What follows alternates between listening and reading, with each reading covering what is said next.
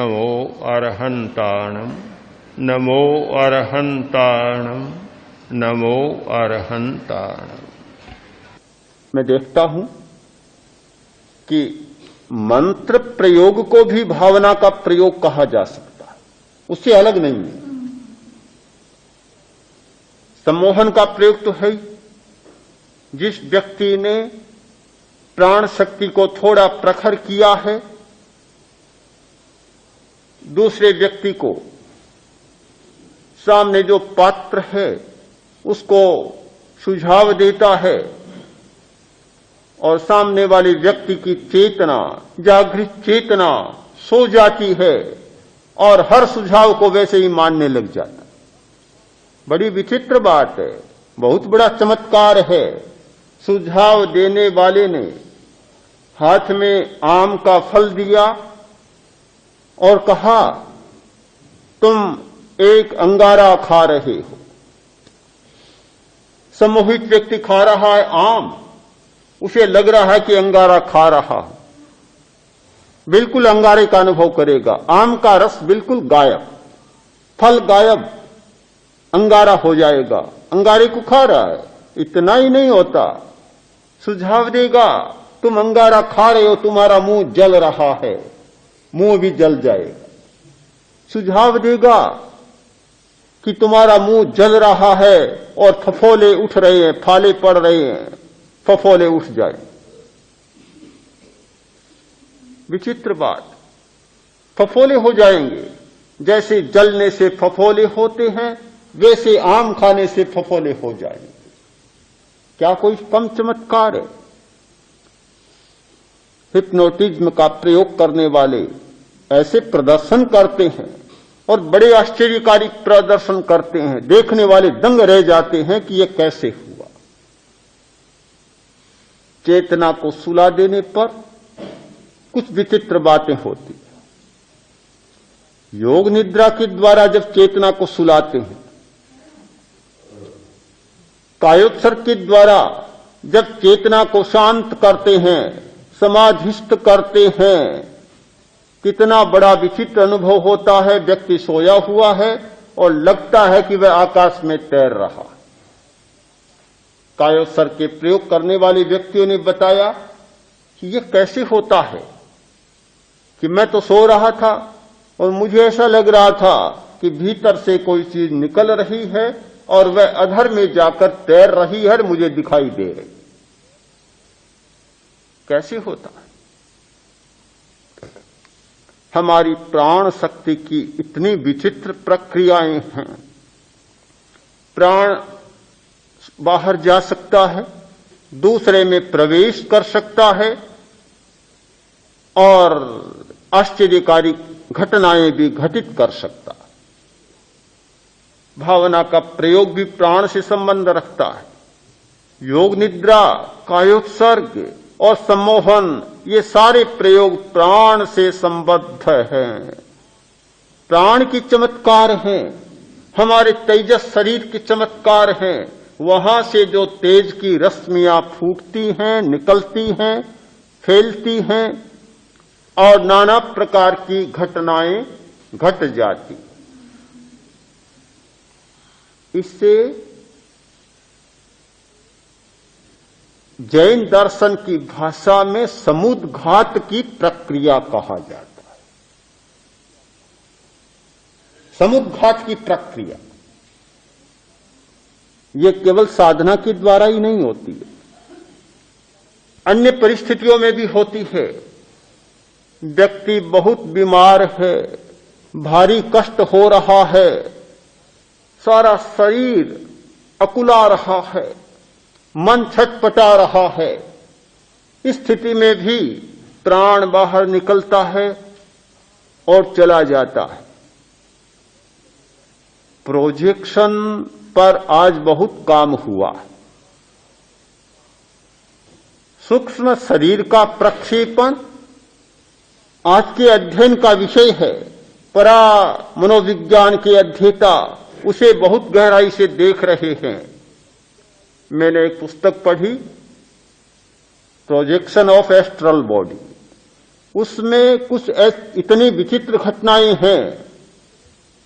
एक बीमार शैया पर पड़ा है, डॉक्टर ऑपरेशन कर रहा है, चीरफाड़ हो रही है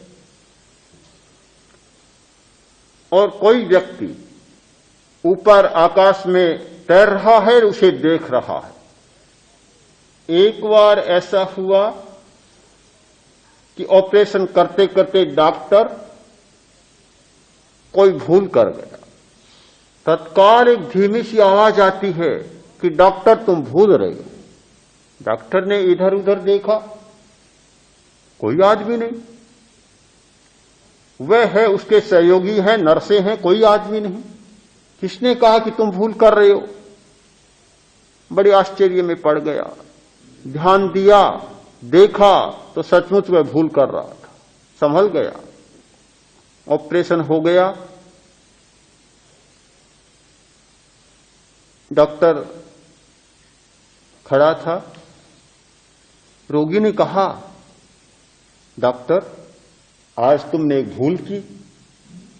ने कहा कि भूल तो हुई, कि मैंने तुम्हें टोका था पर तुम तो शून्य थी, तुम्हारी चेतना भी शून्य थी।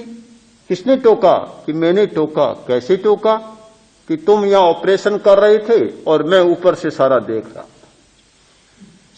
रहा था, और तुमने जहां भूल शुरू की मैंने तत्काल तुम्हें टोका कि तुम भूल कर रहे हो। बीमारी की स्थिति में, विशेष कष्ट की स्थिति में, विशेष मन की स्थिति में ये सारी घटनाएं होती है। और तो आप जाने दें, कभी कभी आदमी बहुत गुस्से में होता है, तब भी प्राण शक्ति बाहर निकल जाती है और दूर तक चली जाती है। गुस्से की मुद्रा में होता है और किसी को अभिशाप देने की स्थिति में होता है कि उस व्यक्ति ने मेरा बहुत नुकसान किया, उसका कुछ बिगाड़ करना चाहता हूं, अभिशाप देने की मुद्रा में होता है। प्राण शक्ति वहां से निकलती है और जिस व्यक्ति पर गुस्सा बरस रहा है वहां जाकर और उसका कोई न कोई अनिष्ट कराती। अब पता ही नहीं चलता कि किसने किया। पता कैसे चले?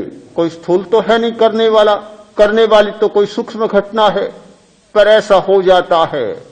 कसाय समुद्घात, वेदना समुद्घात, ये सारी जो समुद्घात की प्रक्रिया, प्राणों को बाहर निकालने की प्रक्रिया है कि हमारी प्राण की धारा बाहर निकलती है और अकल्पित घटनाएं कर डालती।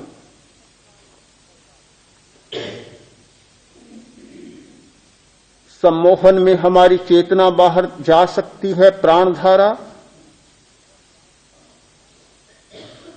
समुद्घात की प्रक्रिया में जाती है, भावना के प्रयोग में भी जाती।